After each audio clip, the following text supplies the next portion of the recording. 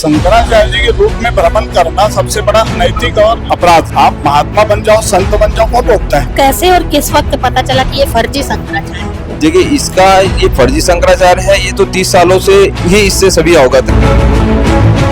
21 अप्रैल से लेकर 27 अप्रैल तक जामुल में यज्ञ का आयोजन किया जाना है, जिसके लिए आचार्य का आगमन होने वाला है। लेकिन कहीं ना कहीं नाम को लेकर के यहाँ पर आचार्य जिस तरीके से अपना परिचय बता रहे हैं, उसे लेकर के संशय की स्थिति बनी हुई है।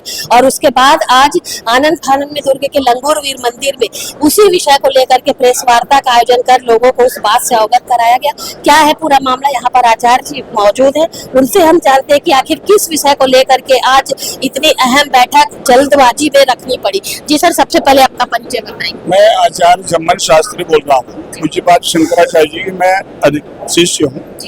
और क्या है पूरा मामला सर? ऐसा पूरा मामला है कि गोवर्धन भट्ट पुरी पीठ के नकली स्वयंभू तथाकथित बने एक व्यक्ति अशोचानंद जी यहाँ शंकराचार्य जी के रूप में आने का विषय है। तो हम लोग उसके खंडन और विरोध में प्रेस वार्ता करके हम समाज को अवगत करा रहे हैं। शासन प्रशासन को ज्ञापन देके हम बता रहे हैं कि इस तरह से अनधिकृत व्यक्ति का यहाँ प्रवेश न हो। जो यहाँ पर आकर के प्रवचन कहना चाह रहे हैं, कथा यज्ञ जो भी कहना चाह रहे हैं, कि वो असली में है कि नहीं है? किसी भी चीज में कथा वथा वो करते हैं कि नहीं? नहीं, हमको उसकी जानकारी नहीं हो क्या करते हैं। जी। शंकराचार्य जी के रूप में भ्रमण करना सबसे बड़ा अनैतिक और अपराध है।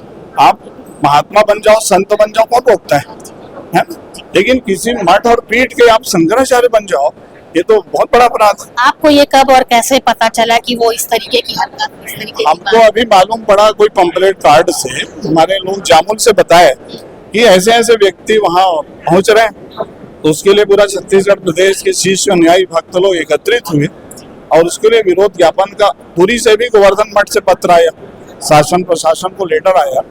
अभी आप कलेक्ट्रेट में ज्ञापन सौंपने की बात कर रहे हैं, सारे लोग यहाँ पर एकत्रित है, ज्ञापन की बात हो रही, क्या लगता है शासन प्रशासन को आप ज्ञापन सौंपेंगे, आपकी बात सुनिए? हाँ, बिल्कुल सुनेंगे, हमको पूरा विश्वास, क्योंकि 33 साल से शंकराचार्य जी को पूरा छत्तीसगढ़ के शासन प्रशासन जानते हैं।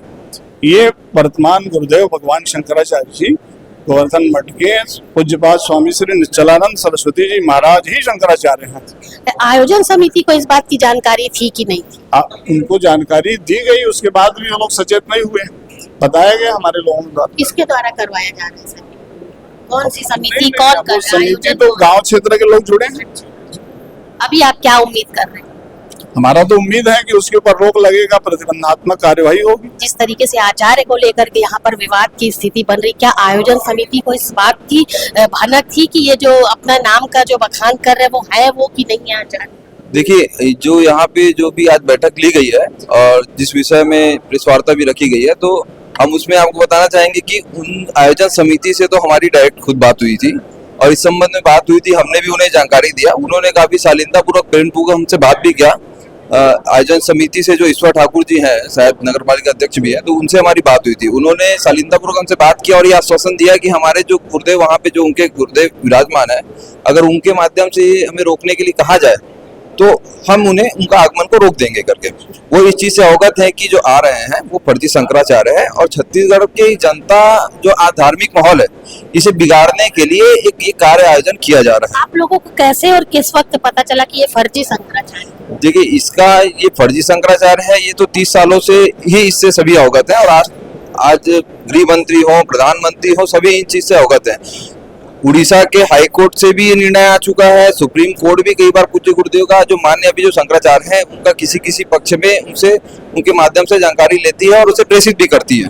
क्या लगता है आप लोग जो प्रयास कर रहे हैं सफल हो पाएंगे? शासन प्रशासन से किस तरीके की उम्मीद है? देखिए, शासन प्रशासन से हमें उम्मीद यही है कि छत्तीसगढ़ का जो आज धार्मिक माहौल है वो किसी भी प्रकार से बिगड़े ना। हम उनसे ही ये मुख्य ये लेके चल रहे हैं कि शासन प्रशासन ही उन्हें रोक देगी यहाँ आने पे।